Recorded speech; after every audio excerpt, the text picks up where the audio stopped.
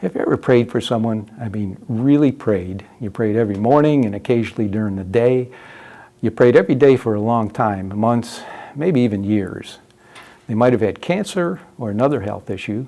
Maybe someone was addicted to drugs. However, the eventual outcome is not what you prayed for. Maybe nothing happened, or possibly the situation became even worse. It can be discouraging, and perhaps you thought that God didn't answer because you weren't holy enough or obedient enough. On the other hand, maybe you prayed for success for, say, a surgery, and the outcome was positive. Did God really listen and make it happen, or was it already God's will? I'd like to say prayer is not a waste of time, and God is listening. I've debated the effectiveness of prayer with myself many times. Why do I pray for someone with terminal cancer, grave illness, or safe travel, successful surgery, and many other things when God has a plan? There are many examples in the Bible of prayer. Most significantly, we find that Jesus prayed to his Father. The apostles asked Jesus to teach them prayer in Matthew 6 and gave them the Our Father prayer. Jesus' last words on the cross were a prayer. Father, forgive them, for they know not what they do. Growing up, I learned the Lord's Prayer, but eventually after attending a Bible-based Christian church and accepting Christ, I discovered that I didn't need a formula.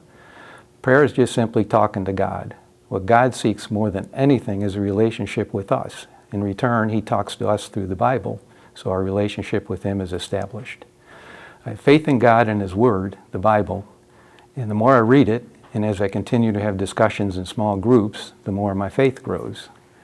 As a Christian, we believe that God is sovereign and has plans for us. He does not always answer the way we want because his will is not ours.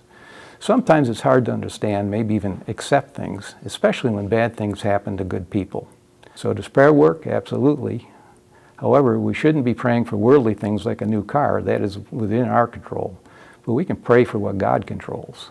When I pray for someone who is gravely ill, I pray that God's will for them is to recover. I also pray for their professional care, for their physical comfort, for the peace of mind of the family, and most important, that they feel the presence of the Lord and know he is with them. All that is God's domain. My wife has a severe arthritis. To cure arthritis, it generally would take a miracle, as the body is not capable of regenerating bone.